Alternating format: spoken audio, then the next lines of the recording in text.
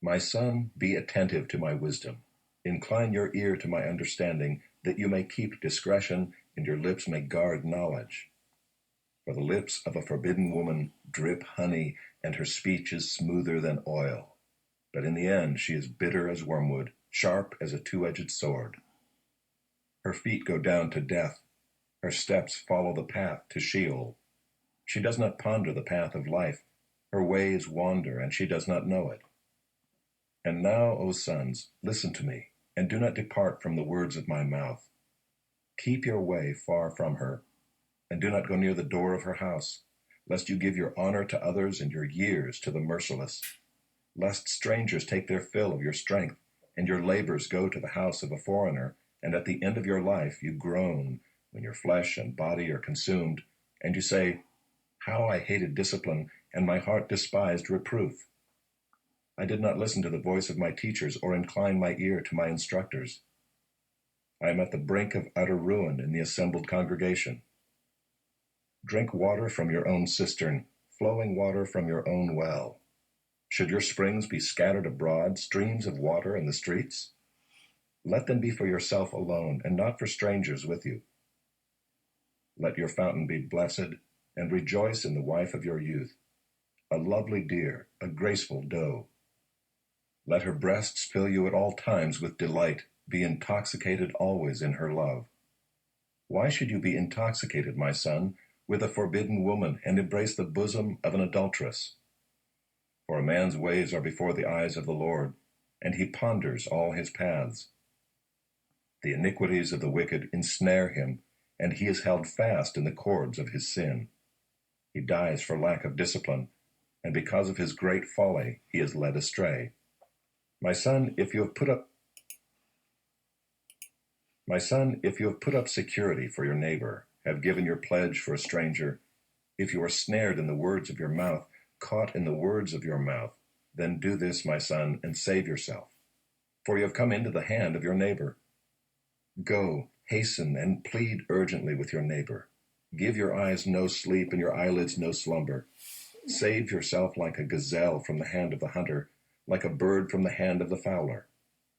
Go to the ant, O sluggard, consider her ways and be wise. Without having any chief, officer, or ruler, she prepares her bread in summer and gathers her food in harvest. How long will you lie there, O sluggard? When will you arise from your sleep? A little sleep, a little slumber, a little folding of the hands to rest, and poverty will come upon you like a robber, and want like an armed man. A worthless person, a wicked man, goes about with crooked speech, winks with his eyes, signals with his feet, points with his finger, with perverted heart devises evil, continually sowing discord. Therefore calamity will come upon him suddenly. In a moment he will be broken beyond healing.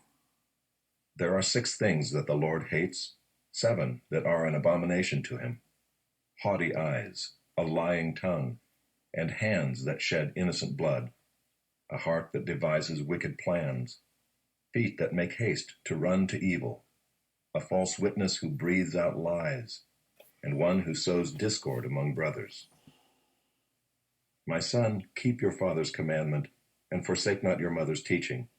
Bind them on your heart always, tie them around your neck. When you walk, they will lead you. When you lie down, they will watch over you. And when you awake, they will talk with you.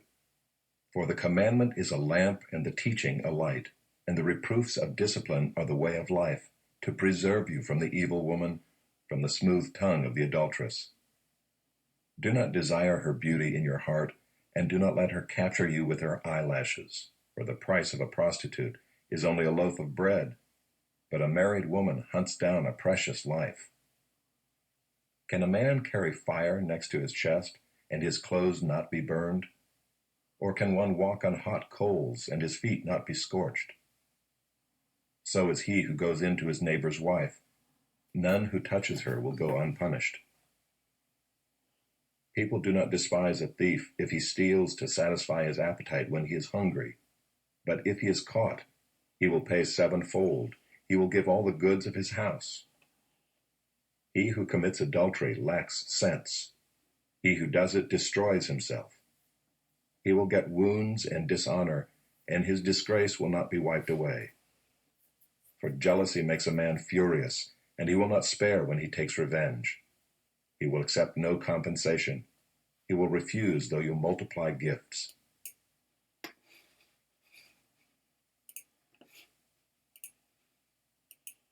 To the choir master, a psalm of David, a song. Praise is due to you, O God, in Zion, and to you shall vows be performed. O you who hear prayer, to you shall all flesh come. When iniquities prevail against me, you atone for our transgressions. Blessed is the one you choose and bring near to dwell in your courts. We shall be satisfied with the goodness of your house, the holiness of your temple. By awesome deeds you answer us with righteousness, O God of our salvation, the hope of all the ends of the earth and of the farthest seas. The one who by his strength established the mountains, being girded with might, who stills the roaring of the seas, the roaring of their waves, the tumult of the peoples, so that those who dwell at the ends of the earth are in awe at your signs. You make the going out of the morning and the evening to shout for joy. You visit the earth and water it. You greatly enrich it. The river of God is full of water. You provide their grain, for so you have prepared it. You water its furrows abundantly, settling its ridges, softening it with showers, and blessing its growth. You crown the year with your bounty. Your wagon tracks overflow with abundance. The pastures of the wilderness overflow. The hills gird themselves with joy. The meadows clothe themselves with flocks. The valleys deck themselves with grain. They shout and sing together for joy. After this there was a feast of the Jews, and Jesus went up to Jerusalem. Now there is in Jerusalem by the sheep gate a pool in Aramaic called Bethesda, which has 5 roofed colonnades. In these lay a multitude of invalids, blind, lame, and paralyzed. One man was there who had been an invalid for 38 years. When Jesus saw him lying there and knew that he had already been there a long time, he said to him, "Do you want to be healed?" The sick man answered him, "Sir, I have no one to put me into the pool when the water is stirred up, and while I am going, another steps down before me." Jesus said to him, "Get up, take up your bed, and walk." And at once the man was healed, and he took up his bed and walked. Now that day was the Sabbath. So the Jews said to the man who had been healed, "It is the Sabbath, and it is not lawful for you to take up your bed." But he answered them, "The man who healed me, that man said to me, 'Take up your bed and walk.'" They asked him, "Who is the man who said to you, 'Take up your bed and walk'?" Now the man who had been healed did not know who it was, for Jesus had withdrawn as there was a crowd in the place. Afterward Jesus found him in the temple and said to him, "See, you are well. Sin no more, that nothing worse may happen to you." The man went away and told the Jews that it was Jesus who had healed him. And this was why the Jews were persecuting Jesus, because he was doing these things on the Sabbath. But Jesus answered them, "My Father is working until now, and I am working." This was why the Jews were seeking all the more to kill him, because not only was he breaking the Sabbath, but he was even calling God his own Father, making himself equal with God. So Jesus said to them, "Truly, truly, I say to you, the Son can do nothing of his own accord, but only what he sees the Father doing. For whatever the Father does, that the Son does likewise. For the Father loves the Son, and shows him all that he himself is doing. And greater works than these will he show him, so that you may marvel. For as the Father raises the dead and gives them life, so also the Son gives life to whom he will. For the Father judges no one, but has given all judgment to the Son, that all may honor the Son just as they honor the Father. Whoever does not honor the Son does not honor the Father who sent him. Truly, truly, I say to you, whoever hears my word and believes him who sent me has eternal life. He does not come into judgment, but has passed from death to life. Truly, truly, I say to you, an hour is coming, and is now here, when the dead will hear the voice of the Son of God, and those who hear will live.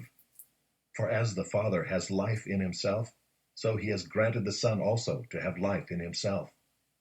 And he has given him authority to execute judgment, because he is the Son of Man. Do not marvel at this, for an hour is coming when all who are in the tombs will hear his voice and come out, those who have done good to the resurrection of life, and those who have done evil to the resurrection of judgment. I can do nothing on my own. As I hear, I judge, and my judgment is just, because I seek not my own will, but the will of him who sent me. If I alone bear witness about myself, my testimony is not true. There is another who bears witness about me, and I know that the testimony that he bears about me is true. You sent to John, and he has borne witness to the truth. Not that the testimony that I receive is from man, but I say these things so that you may be saved. He was a burning and shining lamp, and you were willing to rejoice for a while in his light. But the testimony that I have is greater than that of John. For the works that the Father has given me to accomplish, the very works that I am doing, bear witness about me that the Father has sent me. And the Father who sent me has himself borne witness about me. His voice you have never heard, his form you have never seen, and you do not have his word abiding in you, for you do not believe the one whom he has sent. You search the Scriptures because you think that in them you have eternal life. And it is they that bear witness about me, yet you refuse to come to me that you may have life. I do not receive glory from people, but I know that you do not have the love of God within you. I have come in my Father's name, and you do not receive me. If another comes in his own name, you will receive him.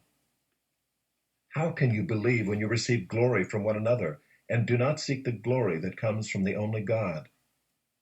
Do not think that I will accuse you to the Father. There is one who accuses you, Moses, on whom you have set your hope. For if you believed Moses, you would believe me, for he wrote of me. But if you do not believe his writings, how will you believe my words? After this, Jesus went away to the other side of the Sea of Galilee,